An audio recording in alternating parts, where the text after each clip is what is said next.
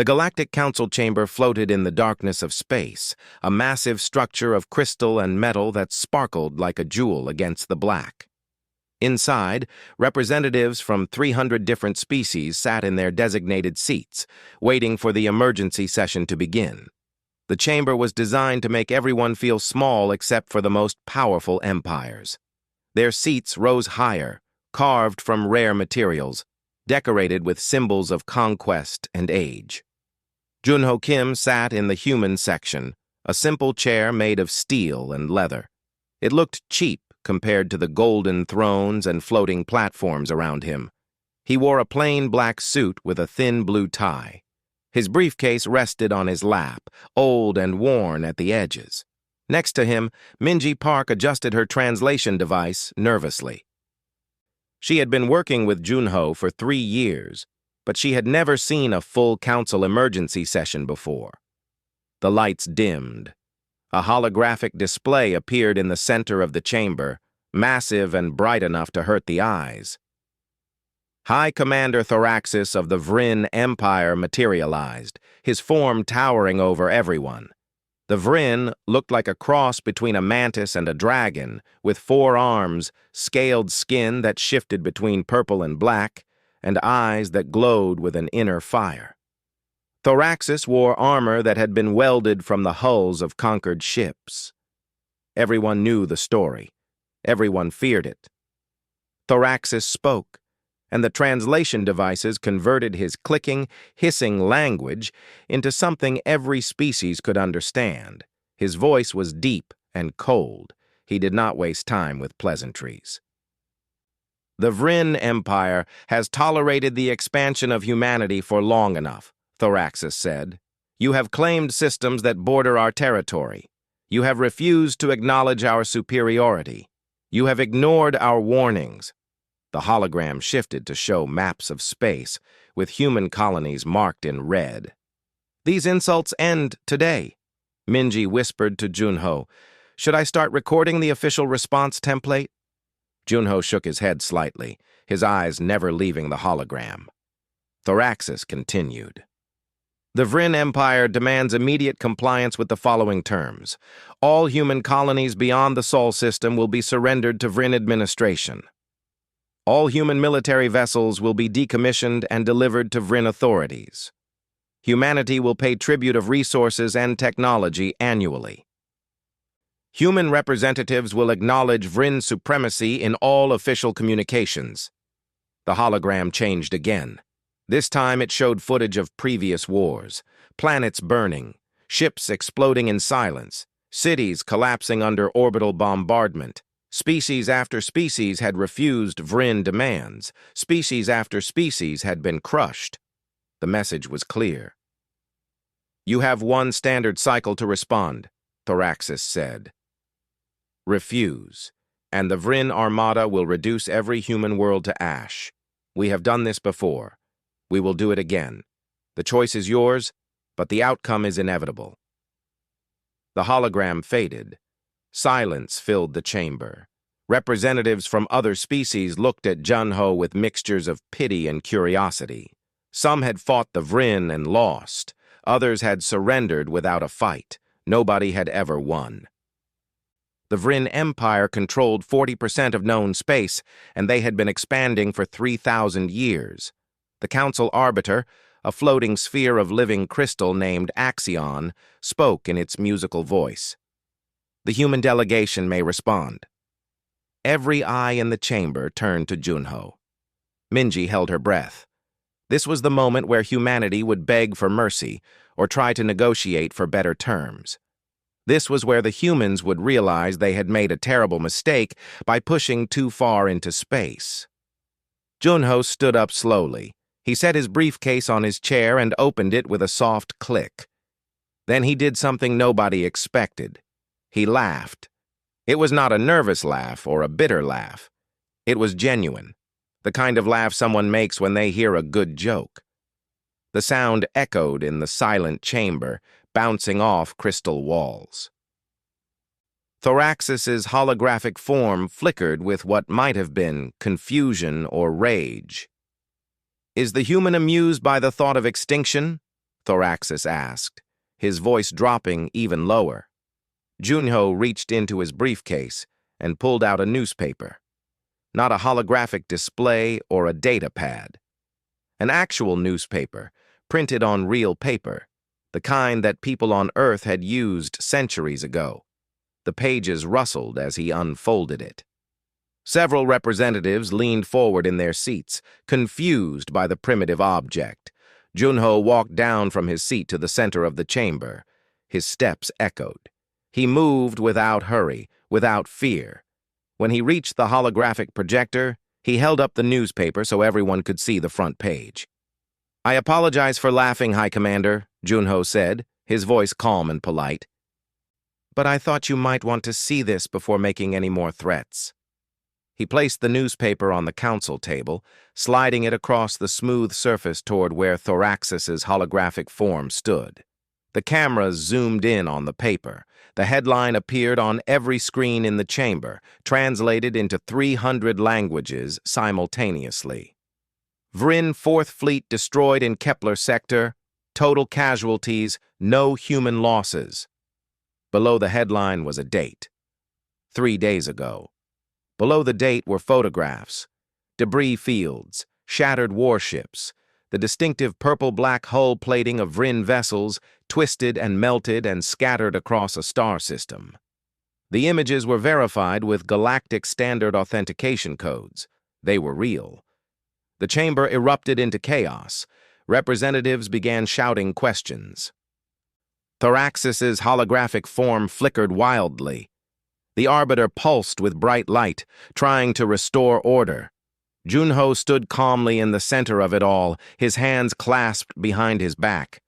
Minji stared at him from their seats, her mouth hanging open. She had not known about this. Nobody in the human delegation except Junho had known. Thoraxis's voice cut through the noise like a blade. "Impossible! The 4th Fleet was on patrol near the Kepler sector, yes, but they would never engage an unknown force without authorization. This is propaganda. Human deception." Junho looked up at the holographic commander. "The 4th Fleet didn't engage us, High Commander. They engaged one of our colony worlds. Taiyang 5. Your ships arrived in orbit and demanded immediate surrender. They fired on our civilian structures when we asked for time to evacuate." Junho's voice remained level, but something cold entered his eyes. "That was a mistake." "You lie," Thoraxis said, but there was uncertainty in his voice now. Junho gestured to Minji. She fumbled with her datapad, still shocked, but managed to upload files to the council network. Video footage began playing on the screens. Vryn warships surrounding a small blue planet. Warning shots hitting the surface. And then, appearing from nowhere, human vessels. Sleek, dark ships that looked nothing like the exploration vessels humanity had been flying for decades. The footage showed the battle. It lasted 47 minutes.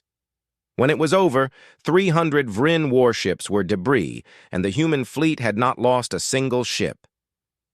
Junho picked up the newspaper and held it again. "This was printed on Taiyang 5 yesterday morning. The colony is intact. The people are safe. Your fleet is not." He looked directly at Thoraxis. "So please, High Commander, tell me again about your demands." The silence that followed was absolute. Junho folded the newspaper carefully and placed it back in his briefcase. He returned to his seat, sat down, and waited. Thoraxis's holographic form trembled with rage. "This changes nothing. The 4th Fleet was merely a patrol group. The Vryn Empire has 15,000 capital ships. We will mobilize our Grand Fleet. We will burn every human world until nothing remains, but—" "Then do it," Junho interrupted quietly. The chamber gasped. Nobody interrupted a Vryn High Commander. "Humanity accepts your declaration of war."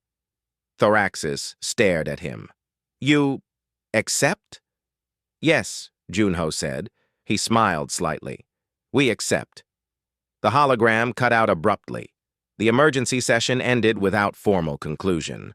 Representatives began filing out, whispering to each other, casting glances at Junho as they passed. Minji finally found her voice. "Sir, what just happened? What did we do?" Junho closed his briefcase and stood. "We stopped pretending, Minji, that's all." He walked toward the exit, leaving her to follow. Behind them, the newspaper lay on the council table, its headline visible to anyone who cared to look. Some representatives paused to read it. Others took pictures.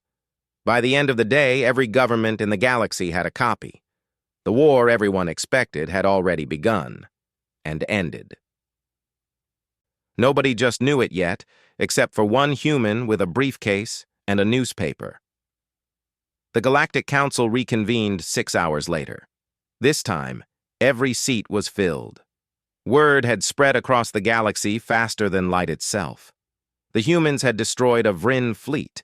The humans had technology nobody knew about. The humans were not what they seemed.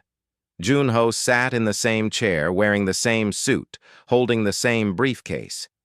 Minji sat beside him, but now she looked more composed. She had spent the break reading classified files that Junho had finally shared with her. Her hands still shook slightly when she thought about what she had learned. High Commander Thoraxis appeared again in holographic form, but this time he was not alone. Behind him stood 12 other Vryn military commanders, their armor gleaming, their weapons visible. The display of force was intentional. The message was clear. You may have won one fight, but we are still the Vryn Empire. The Council will now hear evidence regarding the alleged destruction of the Vryn Fourth Fleet, the Arbiter announced. Its crystalline voice carried no emotion, but everyone could feel the tension in the chamber. Thoraxis spoke first.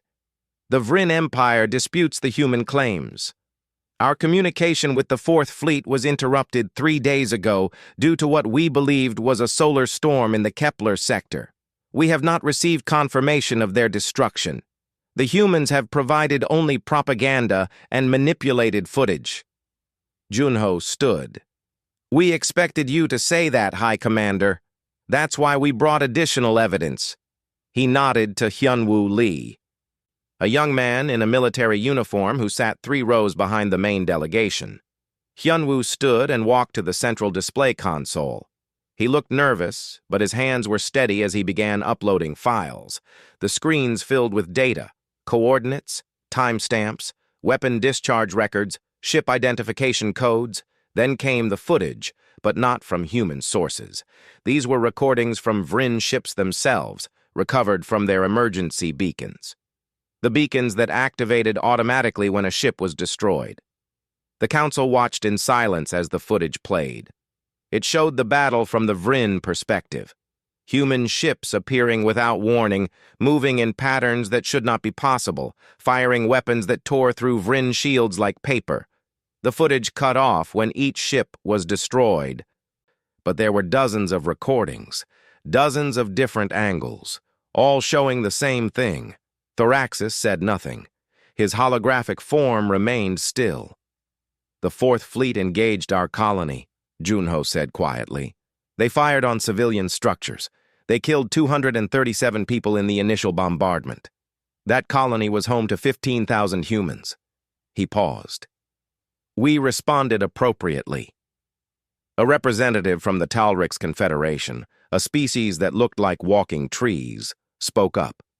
Ambassador Junho, how is this possible? Humanity's military capabilities were assessed by this council 20 years ago. You had exploration vessels, basic defensive platforms, nothing more. The representative gestured at the screens. This is beyond anything we've seen outside of the Vryn themselves. Junho looked at the representative. We showed you what we wanted you to see. We learned from our own history that showing all your weapons before you need them is a mistake. He walked to the center of the chamber again, his voice carrying clearly. Humanity spent the last 50 years exploring systems that everyone else ignored. Dead systems. Systems with no habitable planets, no valuable resources by standard galactic measures. We were called scavengers, fools. Some of you laughed at us. Nobody was laughing now. Those dead systems contained something valuable after all, Junho continued. Exotic matter, dark matter condensates, quantum-locked particles, things that most species don't bother with because they're difficult to harvest and harder to use. But we're good at using difficult things. It's what we do. The screens changed, showing images of human colonies. But these were not the colonies listed in official records.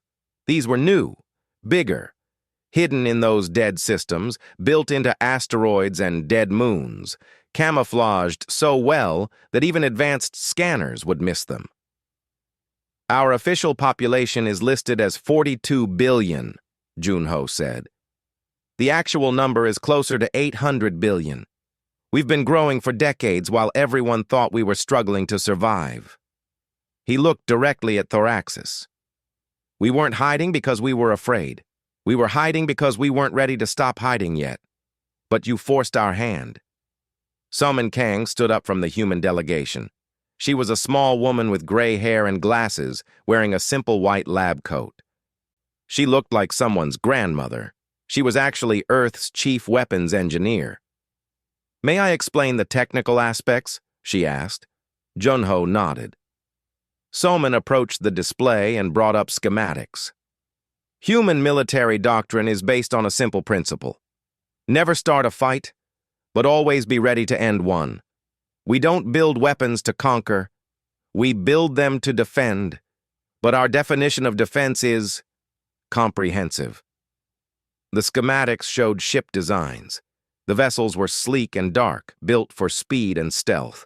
Their weapon systems were unlike anything in the galactic database.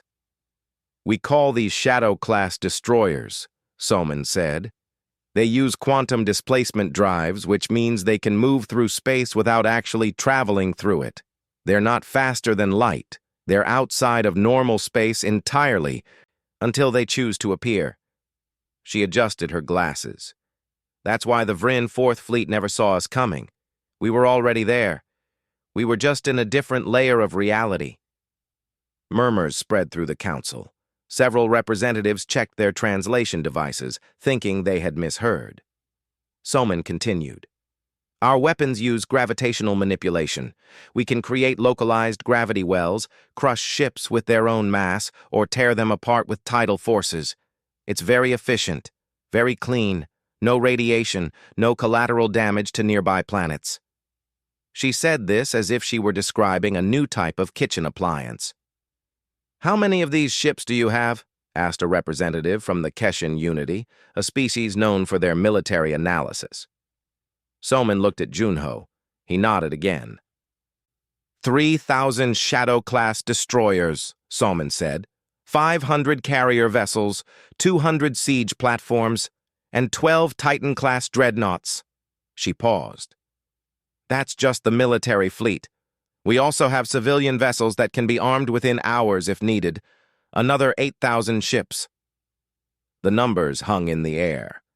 The Vryn Empire had 15,000 capital ships, but they were spread across 40% of the galaxy, controlling thousands of systems. Humanity had nearly as many advanced warships concentrated in a much smaller area. Thoraxis finally spoke. "This is a trick, some kind of deception. No species could hide this much development. The Council has monitoring stations. We have intelligence networks." "You have intelligence networks that look for what they expect to find," Junho said. "We made sure you found exactly what we wanted you to find. False data, misleading reports. We even staged a few accidents and setbacks to make our space program look incompetent." He smiled slightly. "Humans are very good at looking harmless when we need to." A new voice entered the conversation. It was Daehyun Choi, a man in a captain's uniform with 3 silver stars on his collar. He stood from his seat in the upper gallery. "I commanded the defense of Taeyang 5. I was there when the Vryn Fourth Fleet arrived." His voice was rough, like someone who had been shouting orders for days. "They gave us 10 minutes to surrender. They said resistance was futile. They said we would be absorbed into the Vryn Empire or destroyed." Daehyun looked at Thoraxis. "I sent them a counteroffer. Leave immediately, or we would defend ourselves." They laughed. They said one colony against 300 warships was no contest. They were right. It wasn't a contest. He activated his own data pad, and the screens showed more footage. This time from his ship, the Inchen's Hammer. The view from the bridge as Vryn ships moved into bombardment positions. The moment when Dae-hyun gave the order to engage, the Shadow-class destroyers appearing from nowhere, surrounding the Vryn fleet. "We gave them one more chance to leave," Dae-hyun said. "They fired on my ship instead. That was their choice." The footage showed what happened next. The gravitational weapons activating. Vryn ships crumpling like paper. The battle that lasted 47 minutes because humanity wanted to capture some ships intact for study, not because they couldn't end it faster. "We lost nothing," Dae-hyun said. "Not one ship, not one life.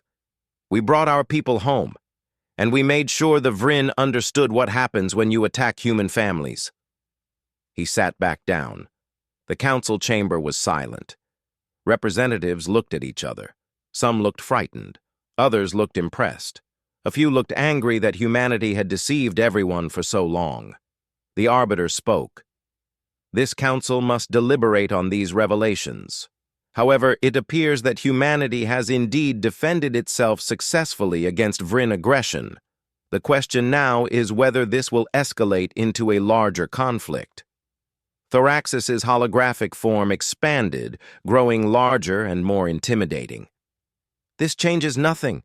The Fourth Fleet was a minor loss. The Vryn Empire has endured for 3,000 years. We have conquered 200 species. We have destroyed civilizations that dared to resist us. Humanity will be no different. We will mobilize our Grand Fleet. We will bring 15,000 ships to human space. We will turn every human world into a graveyard." Junho listened calmly. When Thoraxis finished his speech, Junho picked up his briefcase and opened it again. He pulled out another newspaper. This one had a different date. Today's date. He held it up for everyone to see. The headline read, "Human Fleet Ready for Full Deployment. All Systems Armed. Defensive Positions Established." "Please do mobilize your Grand Fleet," Junho said quietly. "Humanity would like the opportunity to show you what our full capabilities look like. The Fourth Fleet was just a test, a small demonstration. We wanted to see if your ships were as dangerous as your reputation." He folded the newspaper. "They weren't." Thoraxis's hologram flickered with rage. "You dare mock the Vryn Empire? You dare threaten us?" "We're not threatening you," Junho said. "We're accepting your declaration of war. You said you wanted to destroy humanity. We're giving you permission to try." His voice remained level, almost friendly. "But I should warn you. Humans don't fight wars the way you do. We don't line up our ships and charge at each other. We don't care about honor or glory. We care about winning. And we're very, very good at winning when we need to." The hologram cut out again. This time, the council knew it was because Thoraxis could not think of a response. The High Commander, who had never been challenged, was now facing an opponent who refused to be afraid. Representatives began to leave, but slowly this time. They stopped by the human delegation, asking quiet questions. Junho answered some and refused to answer others. Minji handed out information packets to those who asked politely. Hyunwoo and Somin began explaining technical details to military analysts from other species. By the end of the day, the entire galaxy knew. Humanity was not weak. Humanity had never been weak. They had just been waiting, and now the wait was over. Fleet Admiral Jinseo Park stood on the bridge of the Soul Ascendant, humanity's flagship, and watched the tactical display with tired eyes. She had not slept properly in 4 days. The Vryn Empire was mobilizing its Grand Fleet, and intelligence reports were coming in every hour. The numbers were terrifying even to someone who knew what humanity could do. 15,000 Vryn capital ships. Each one was 3 kilometers long and carried enough firepower to glass a planet. Supporting them were millions of smaller vessels. Fighters, bombers, troop carriers, supply ships. The Grand Fleet had not been fully deployed in over 200 years. The last time it was used, an entire species was wiped from existence in a matter of weeks. Jinseo looked at the younger officers around her. They were confident. They had seen the footage of the Fourth Fleet's destruction. They believed humanity was invincible. Jinseo knew better.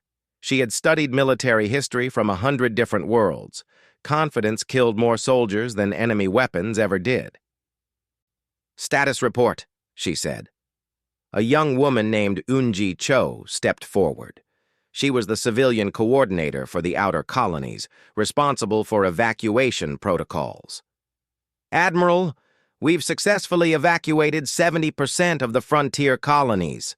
The remaining 30% are either too far out for quick evacuation or they're refusing to leave." "Refusing?" Jinseo raised an eyebrow. Yunji nodded.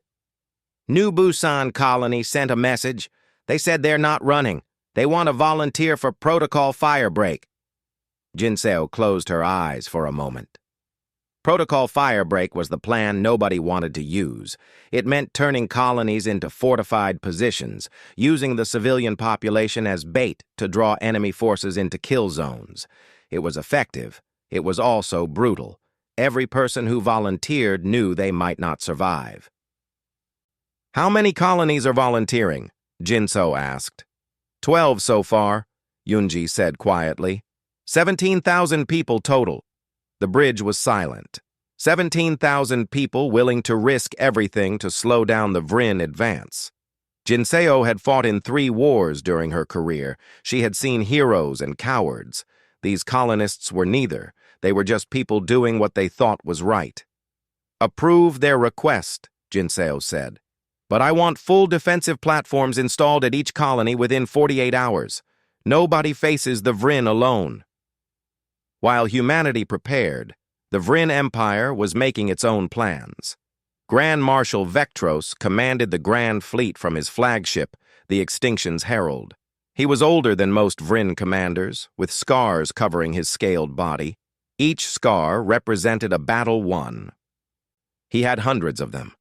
Vectros studied the intelligence reports on humanity. The destruction of the Fourth Fleet bothered him, but not because of the loss. Ships could be replaced. What bothered him was the method. The humans had appeared from nowhere, struck with precision, and vanished without taking damage. That suggested technology the Vryn did not understand. Technology could be stolen or reverse-engineered. But first, it had to be captured. "We will divide the Grand Fleet into 20 battle groups," Vectros announced to his commanders. "Each group will target a different human system simultaneously. The humans cannot defend everywhere at once. They will be forced to spread their forces thin. We will find their weaknesses and exploit them." It was sound military strategy, the kind that had won wars for 3,000 years. Vectros had used the same tactics against the Kelrix Dominion, the Sharatan Collective, and dozens of other species. It always worked. Overwhelming force applied to multiple points until the enemy broke. The Vryn Grand Fleet moved out. It took 3 days just for all the ships to leave their staging areas. When they entered faster-than-light travel, their combined energy signature was visible on sensors across half the galaxy. This was intentional. Vectros wanted the humans to see them coming. He wanted them to be afraid. Dr. Yuna Han watched the Vryn fleet approach from her laboratory on Mars. She was a xenobiologist, not a military strategist, but her research had become suddenly important. She had been studying human psychology and comparing it to other species. What she found terrified her. "Humans are persistent predators," she said to her assistant, Minho Kang, who was also doubling as an intelligence officer. "Do you know what that means?" Minho shook his head. "Most predators on Earth used ambush tactics or speed. They would chase prey until the prey got tired, or they would hide and jump out. Humans didn't do that. Humans would just follow their prey for hours, for days sometimes. The prey would run, and humans would walk. The prey would hide, and humans would track. Eventually, the prey would collapse from exhaustion, and humans would just walk up and kill it. She looked at the display showing the Vryn fleet. "We're about to do that to an entire empire." The Vryn fleet arrived at human territory and spread out, exactly as Vectros planned.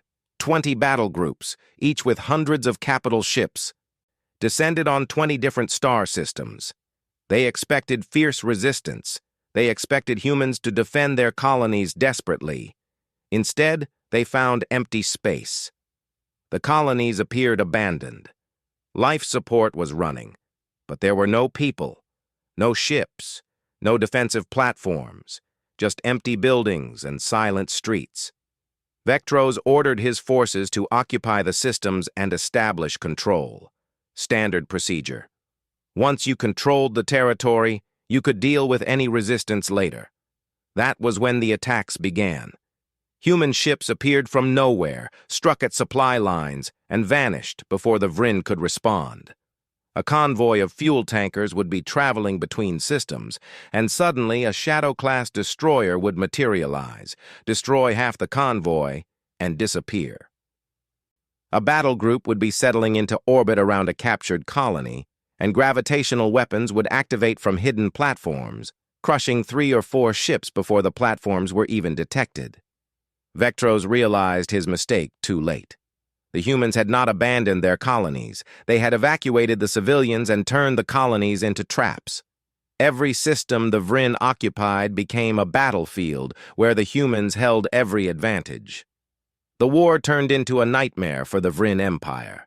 They could not pin down the human fleet. Their ships were faster, but the humans never fought a direct battle. They hit and ran. They attacked from unexpected angles. They used the terrain of space itself as a weapon, hiding in asteroid fields, behind gas giants, in the gravity wells of black holes. Taiyang Choi, the engineer who had helped design the Shadow-class destroyers, was now field testing a new weapon system. He worked from a small research station hidden in the rings of a gas giant. The station looked like a piece of debris. Inside, it contained enough power to destroy a solar system. "The Hawking Sphere is ready for deployment," Taiyang reported to Admiral Jin Seo. "But I need to remind you what it does. This isn't just a weapon. It's a controlled black hole generator.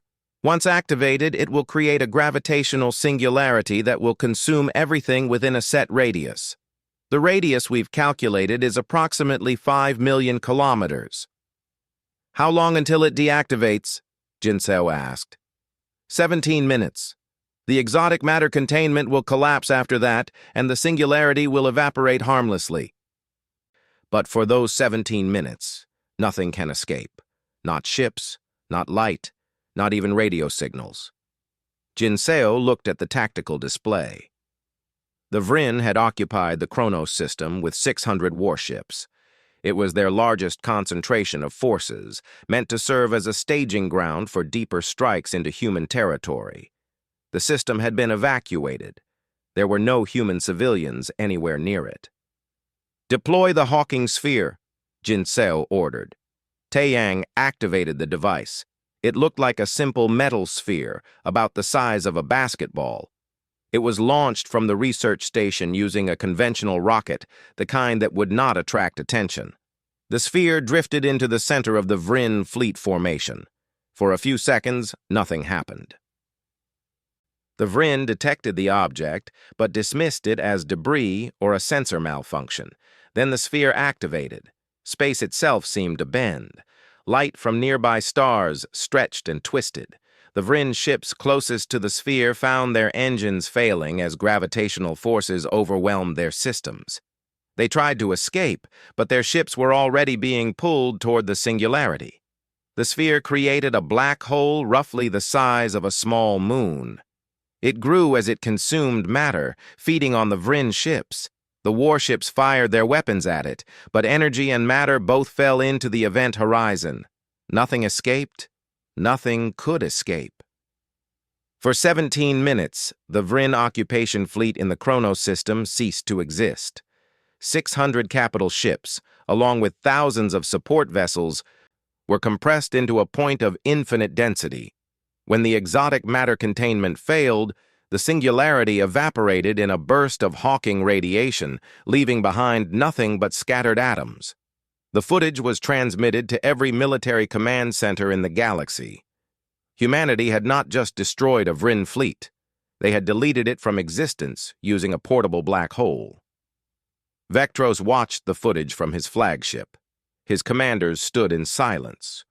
One of them, a younger officer named Kelthar, finally spoke. "Grand Marshal, we should withdraw and reassess. This weapon changes everything. We cannot fight an enemy that can create black holes." Vectros considered the suggestion. Every military instinct told him to retreat, reorganize, and develop countermeasures. But he was Vryn. The Vryn did not retreat. The Vryn had never retreated. To do so now would show weakness, and weakness would invite rebellion from the 200 species the Vryn controlled. "We continue the attack," Vectros said, "but we change tactics. No more large concentrations of ships. We spread out. We move fast. We hit multiple targets before the humans can deploy their weapons." It was the wrong decision, but Vectros did not know that yet. He thought he was fighting a war. He did not understand that humanity had not been fighting a war at all. They had been conducting a demonstration. Admiral Jinseo received the report that the Vryn were adapting their tactics. She expected this. In fact, she had counted on it. The Hawking sphere was not meant to win the war. It was meant to send a message. She activated a secure channel to Ambassador Junho, who was still at the Galactic Council. "Ambassador, the demonstration is complete. The Vryn have seen what we can do. I recommend we move to the negotiation phase." Junho's voice came back calm and measured. "Negative, Admiral. Grand Marshal Vectros has declined to retreat. He's doubling down on the invasion. We need to make the message clearer." Jinseo understood. "You want me to use the full arsenal?" "Only if necessary," Junho said. "But yes, show them everything. Show the entire galaxy what happens when someone refuses to listen." The war entered its second phase. Humanity stopped holding back. Shadow-class destroyers began hunting Vryn ships across dozens of systems. Human marines boarded and captured Vryn vessels, taking prisoners and technology, gravitational weapons carved through Vryn formations. And whenever the Vryn gathered in large numbers, another Hawking sphere would be deployed. In 3 weeks, the Vryn Grand Fleet lost 40% of its strength. 10,000 ships destroyed or captured. Vectros finally understood what he was facing. This was not a war. This was an execution. The humans had been strong enough to destroy the Vryn from the beginning. They had only been waiting for permission. Vectros sent a priority message to the Vryn homeworld. "Request immediate ceasefire negotiations. We cannot win this war." The response came from Empress Silara herself. "Retreat is not acceptable. Victory or extinction. Those are the only options for the Vryn Empire."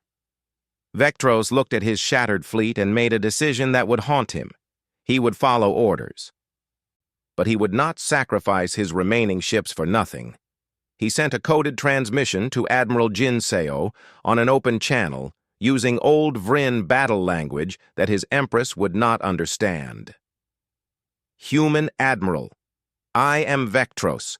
I have been ordered to continue fighting. I will obey, but I am also Vryn, and the Vryn are not fools. You have proven your strength. The only question now is whether you will show mercy or wrath."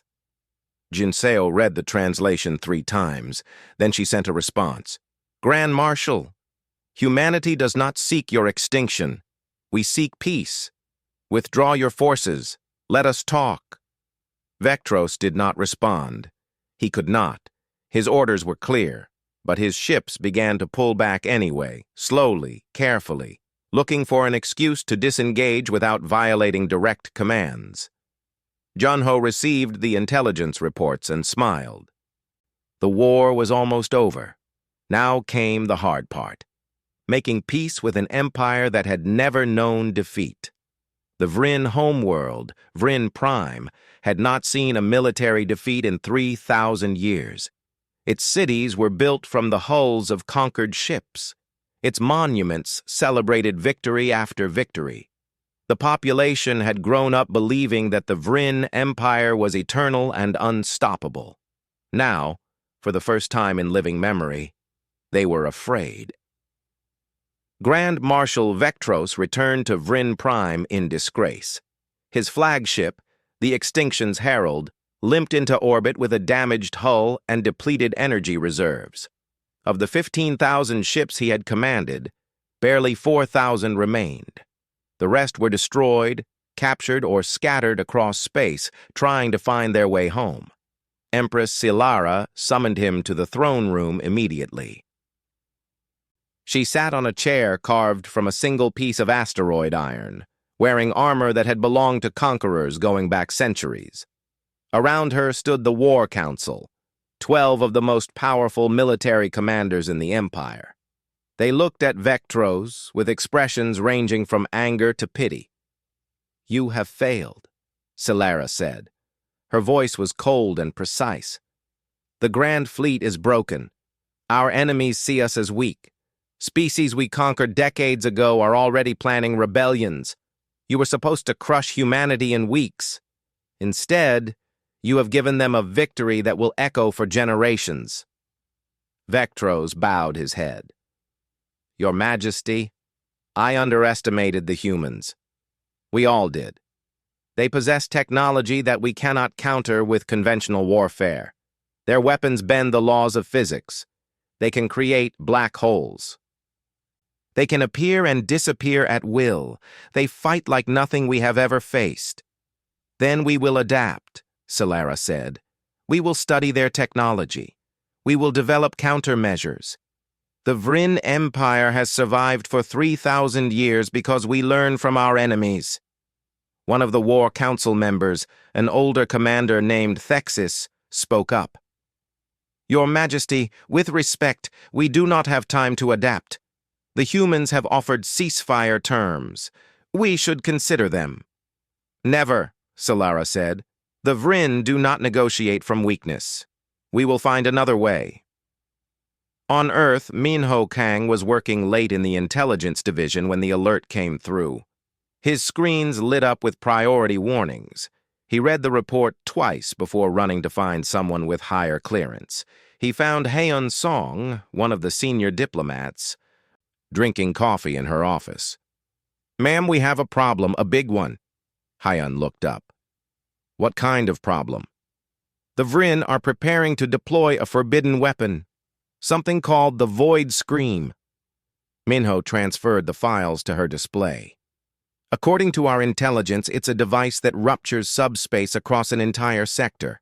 Everything with a nervous system dies instantly. The weapon was banned by galactic law 5,000 years ago because it's basically genocide in a box." Haeun read the reports, her face growing pale. "How do we know this?" "We captured a Vryn science vessel 3 days ago. Their computers had research files on the Void Scream. They've been rebuilding it in secret for the last century just in case they ever needed it." Minho sat down heavily. "If they deploy this weapon against Earth, they could kill every human in the solar system, and there might not be anything we can do to stop it." Haeun immediately contacted the Security Council.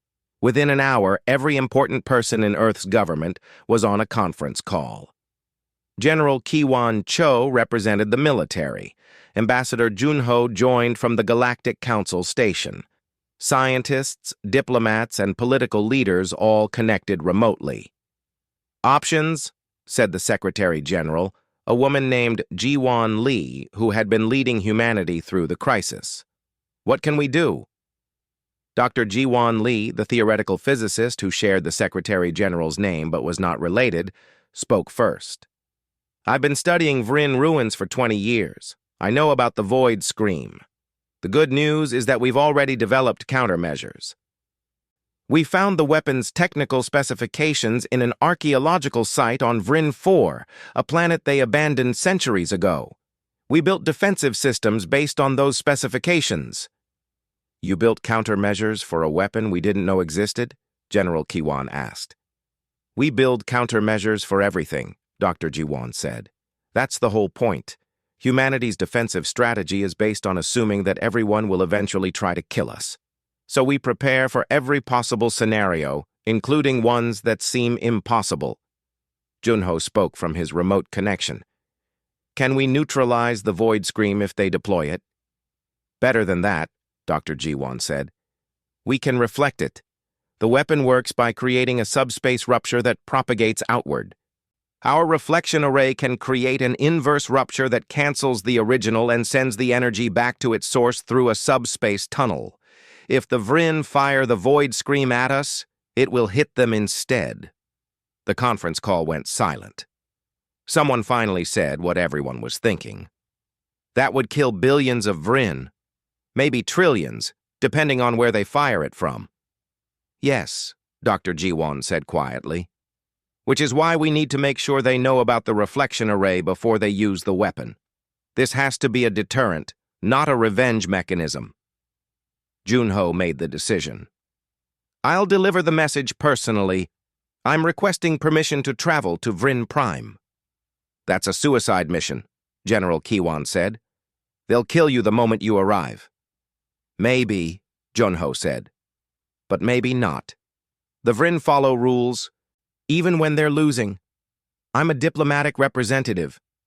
Killing me would violate laws that even the Vrin Empire respects. And right now, they need to know that using the void scream will only result in their own destruction. The vote was close, but Junho got permission. 3 days later, he arrived at Vrin Prime in a small shuttle, accompanied only by Minji Park and a security officer named Donghyun Nam. The Vrin allowed them to land, though armed soldiers surrounded their shuttle immediately. Junho walked calmly through the Vrin capital. The city was beautiful in a brutal way. Buildings that reached into the clouds, streets paved with materials from 100 conquered worlds. The citizens stopped and stared at the humans. Some looked curious, others looked angry. Nobody had seen humans on Vrin Prime before. The throne room was massive. Empress Silara sat on her iron throne, surrounded by her war council. She watched Junho approach with eyes that glowed like embers. Human ambassador, she said, you are either very brave or very foolish to come here. Probably both, Junho said. He stopped at the base of the throne platform. Your Majesty, I'm here to discuss the void scream.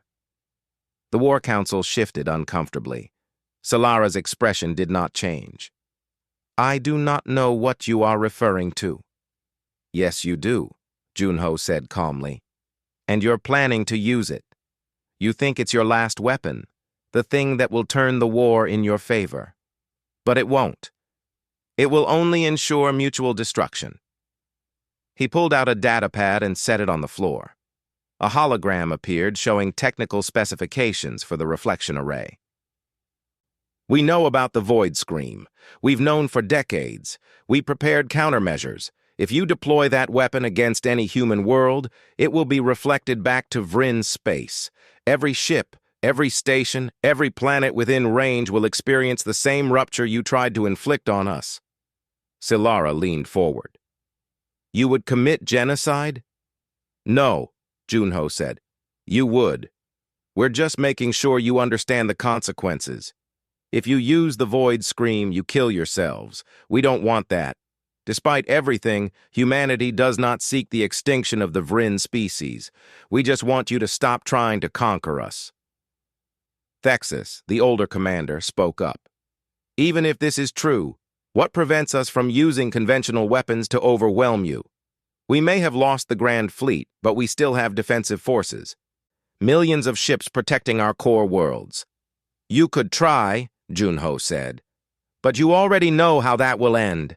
We've destroyed or captured 70% of your Grand Fleet. Your ships, your tactics, your strategies all failed. Conventional warfare won't save you. He looked directly at Silara. Your Majesty, the Vrin Empire has two choices. You can accept peace, or you can keep fighting until nothing remains. There is no third option. Captain Soo-hyun Park was commanding the reflection array installation on humanity's oldest colony, Taiyang 5. The array was massive, built into the planet's magnetic field, powered by the colony's fusion reactors. She received the alert that the Vrin were activating the void scream 3 seconds before the weapon fired. All systems active, she reported to Admiral Jin Seo. The weapon is targeting Taiyang 5, estimated impact in 40 seconds. Stand by for reflection, Jin Seo ordered. Soo-hyun watched her screens as the void scream's energy signature grew closer. The weapon was invisible to normal sensors, but the reflection array could detect the subspace rupture. It looked like a tear in reality, spreading toward them at faster-than-light speeds. Activating reflection array now, Soo-hyun said. Her hands moved across the controls, initiating sequences that had been programmed years ago but never tested with a real weapon. The array activated. Space around Taiyang 5 seemed to shimmer. The void scream hit the planet's magnetic field and stopped, its energy trapped in a loop of inverted subspace. Then the array did what it was designed to do. It opened a tunnel, a shortcut through subspace, leading directly back to the weapon's origin point. The void scream's energy reversed course and traveled back through the tunnel. It emerged in Vrin space, right at the station where the weapon had been fired. The rupture expanded, following the weapon's original programming, spreading across the sector. But there was nothing there. The Vrin had evacuated the station. The system was empty except for automated platforms. The void scream dissipated harmlessly, killing no one, destroying nothing important. It had been a test. The Vrin had fired the weapon at a human colony from an empty system, testing whether humanity's countermeasures were real. They had their answer. In the throne room on Vrin Prime, Empress Solara received the report. The void scream had failed. The humans could indeed reflect the weapon. The last option for victory was gone. Junho stood quietly, waiting. Minji translated the reports being whispered among the War Council. Dong-hyun kept his hand near his weapon, but he did not draw it. They waited for Solara's decision. Finally, the Empress spoke. "What are your terms for peace?" Junho pulled out another datapad. Humanity requests the following. First, formal recognition of human territory and sovereignty. Second, reparations for the colonies that were attacked, to be paid over 20 years. Third, Vrin military forces will be subject to Galactic Council oversight for a period of 50 years. Fourth, all territorial disputes between the Vrin Empire and other species will be submitted to neutral arbitration. "Those terms are reasonable," Thexis said quietly. "Your Majesty, I recommend we accept them."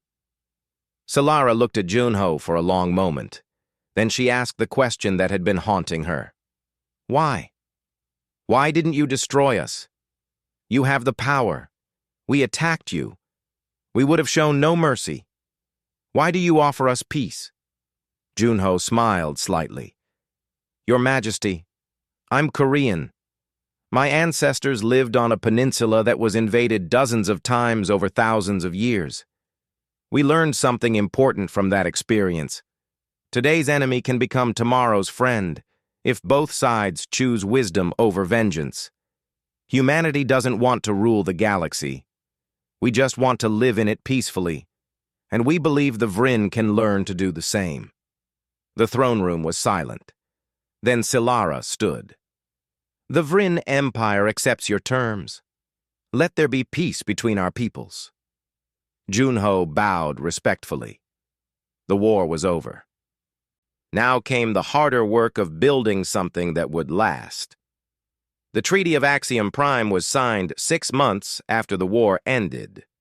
Representatives from 200 species attended the ceremony, held in the same crystal chamber where Junho had first laughed at the Vrin declaration of war. The chamber looked different now. Humanity's simple chair had been replaced with a proper seat that reflected their new status. The Vryn thrones were still tall, still imposing, but they no longer seemed as threatening. Junho stood at the signing table wearing the same black suit he always wore. Next to him stood Empress Solara, her armor polished and ceremonial rather than practical. They both held stylus pens designed to work with the treaty's holographic surface. With a few strokes, the war became history, and the peace became real. The Galactic Council Arbiter, Axion, projected its voice across the chamber. Let this day mark the beginning of a new era. Let wisdom prevail over violence. Let cooperation replace conquest. The representatives applauded, some enthusiastically, others reluctantly. The galaxy was changing, and not everyone was happy about it. But everyone understood that refusing to change meant becoming irrelevant, or worse, becoming the next target of human defensive capabilities. Captain Daehyun Choi had been promoted to admiral after the war. Now he commanded a joint human-Vryn patrol fleet, hunting pirates and smugglers in the neutral zones between territories. His crew was half human, half Vryn. The first weeks had been awkward. The two species had spent months trying to kill each other. Trust did not come easily, but Daehyun was patient. He organized joint training exercises. He insisted that humans and Vryn eat together in the mess hall. He learned basic Vryn battle language and taught his officers simple Korean phrases. Slowly, grudgingly, the crew began to function as a unit. Their first real mission together came when a distress call was received from a civilian transport under attack. The pirates were from the Kesslar Band, a group that operated in lawless space. They had heard about the war and assumed that humans and Vryn working together would be ineffective. They were wrong. Daehyun's fleet arrived at the attack site within an hour. The pirates scattered, but they could not outrun Shadow-class destroyers or Vryn interceptors working in coordination. The battle lasted 11 minutes. 3 pirate ships destroyed, 4 captured, 0 civilian casualties. The rescued transport captain thanked both humans and Vryn equally, which made some of Daehyun's crew smile. Maybe this can work, his Vryn second-in-command, Kelthera, said after the mission. She was young for a Vryn officer, only 70 years old. Working together, I mean. It has to work, Daehyun said, because going back to how things were isn't an option for either of us. Engineer Salman Kang was working on Vryn Prime, helping to rebuild the industrial facilities that had been damaged during the war. The Vryn were proud people and had initially refused human assistance, but practical necessity overcame pride. Their economy was struggling. Their people were unemployed. They needed help, and humanity was offering it without demanding submission. Salman walked through factories where Vryn workers assembled components using human-designed tools. The technology transfer was part of the reparation agreement. Humanity would share non-military technology with the Vryn to help them recover economically. In exchange, the Vryn would share their knowledge of exotic materials and dimensional physics. A Vryn foreman named Draxon approached Salman during an inspection. Engineer Kang, I have a question. Why do humans help us rebuild? We attacked you. We tried to destroy you. You would be justified in letting us suffer. Salman adjusted her glasses. Because suffering doesn't prevent future wars. It just guarantees them.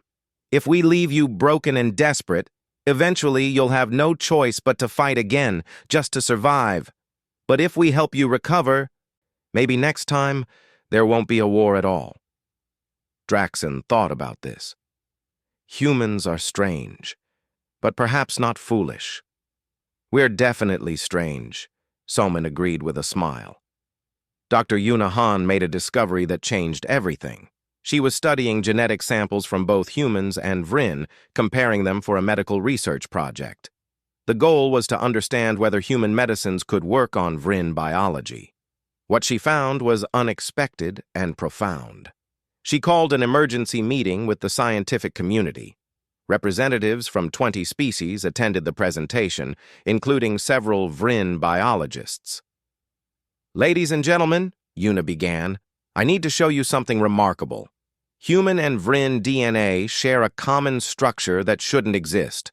Our species evolved on planets in completely different parts of the galaxy. We should be genetically unrelated, but we're not. She displayed the genetic analysis. The similarities were undeniable. Buried deep in both human and Vryn genetic code were sequences that matched perfectly. Not similar, identical. This suggests that humans and Vryn share a common ancestor, Yuna said. A species that existed long before either of our civilizations. A species that spread across the galaxy and seeded life on multiple worlds. A Vryn biologist named Celthus stood up. This is impossible. Vryn history goes back 50,000 years. We have records. We know our evolution. So do we, Yuna said. But this genetic evidence suggests something happened much earlier. Millions of years ago, before either of our species developed consciousness, before we had written language or technology.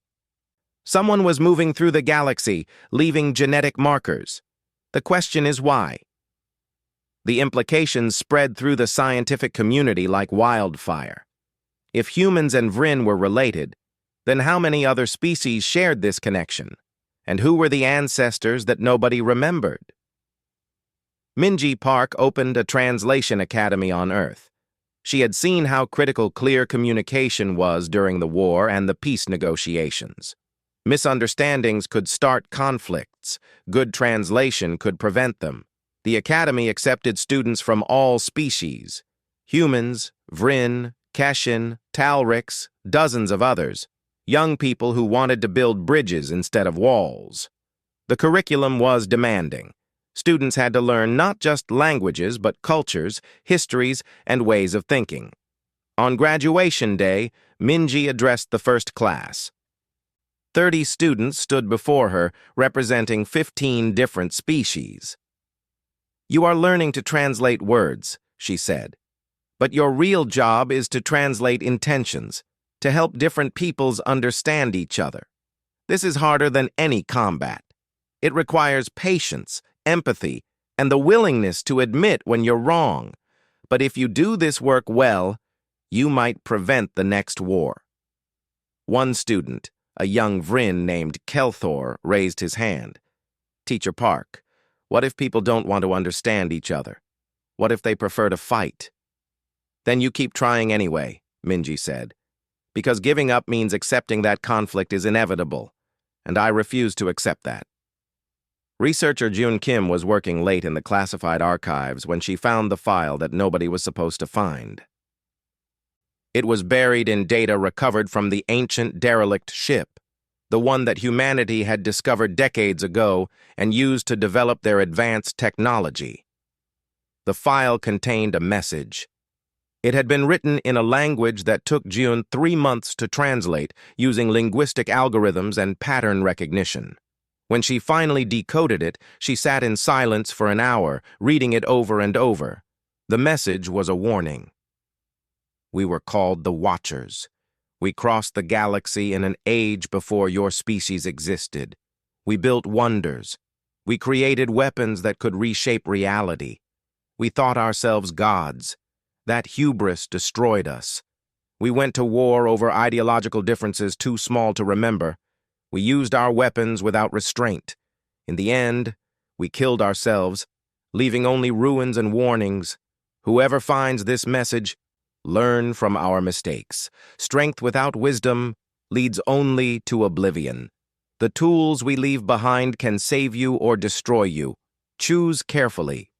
Jun reported her discovery to Ambassador Junho. He read the translation 3 times before responding.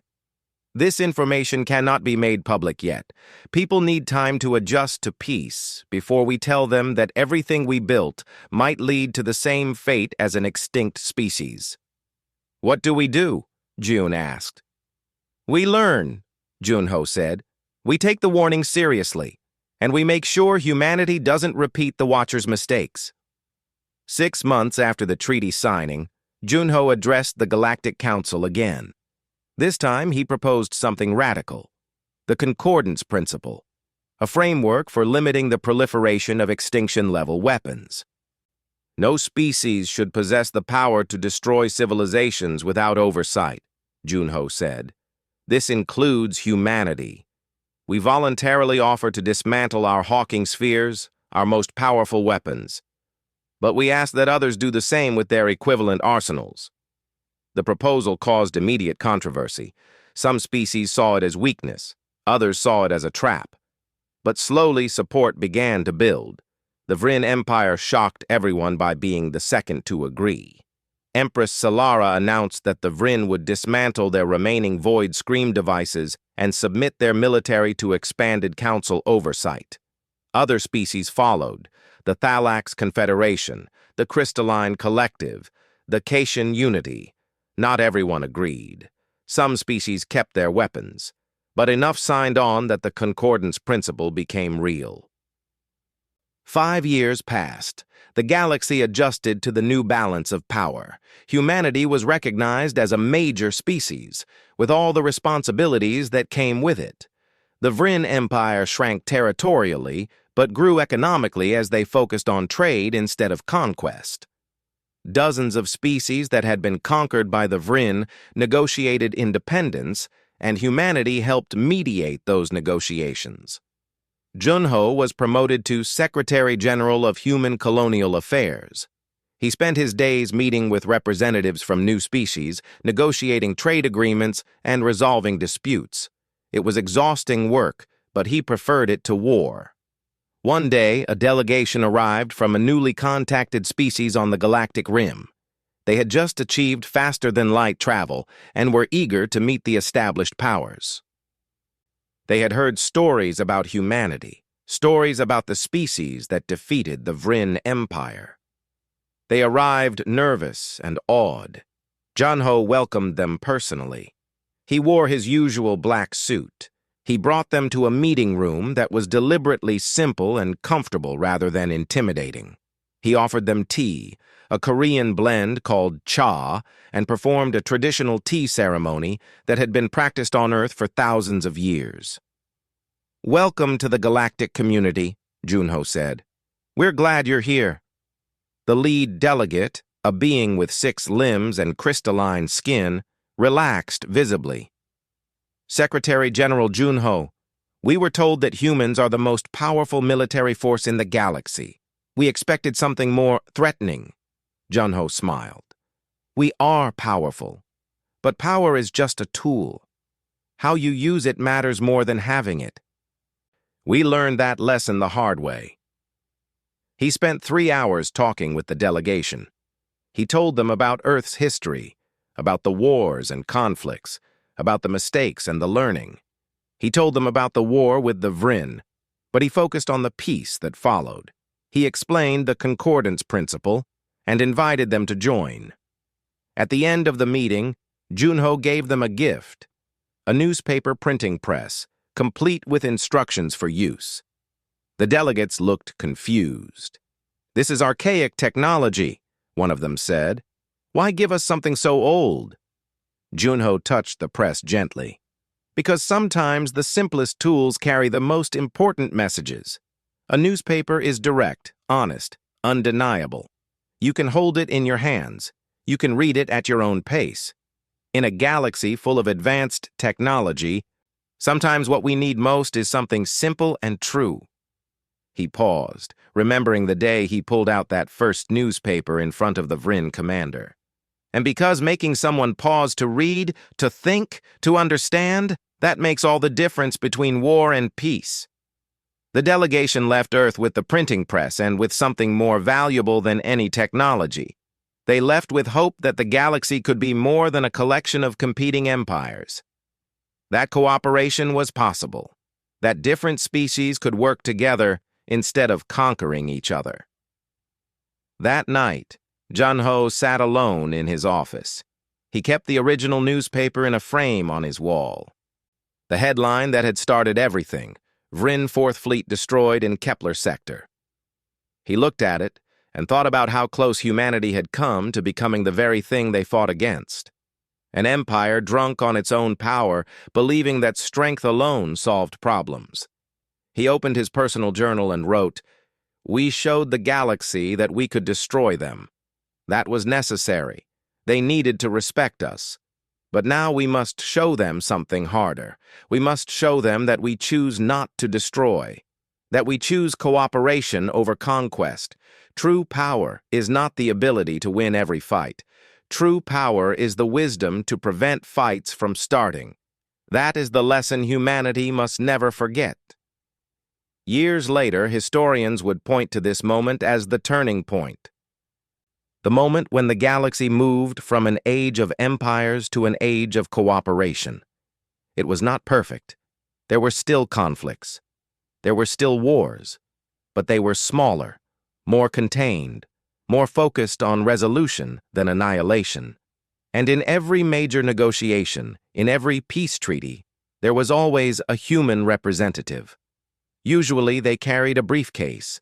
Sometimes they carried a newspaper. And they always carried the memory of what happened when the Vryn Empire declared war and humanity's representative just laughed. Because that laughter had not been mockery. It had been relief. Relief that humanity had been strong enough to defend itself. Relief that they had been wise enough to show restraint. Relief that they had chosen to build bridges instead of burning them. The galaxy was better for it. And humanity, having learned from its own turbulent history and from the warnings of extinct civilizations, made sure the galaxy stayed that way. Ambassador Junho Kim retired eventually. He moved back to Korea to a small house overlooking the ocean. He spent his days reading, gardening, and occasionally giving lectures to young diplomats. But he kept that newspaper, the one that had changed everything, and sometimes when students visited, he would take it out and tell them the story. "Never forget," he would say, "that peace requires more courage than war. Anyone can destroy. Building something that lasts, that takes wisdom, that takes patience, that takes the willingness to see your enemies as future friends. Remember that, and maybe you will do better than we did." The students would listen, and they would carry those lessons forward. The galaxy kept turning. New species emerged. Old conflicts faded into history. And somewhere in the archives of 100 worlds, people kept copies of that newspaper. A reminder of the day humanity showed the galaxy what real strength looked like. Not the strength to conquer, the strength to choose peace.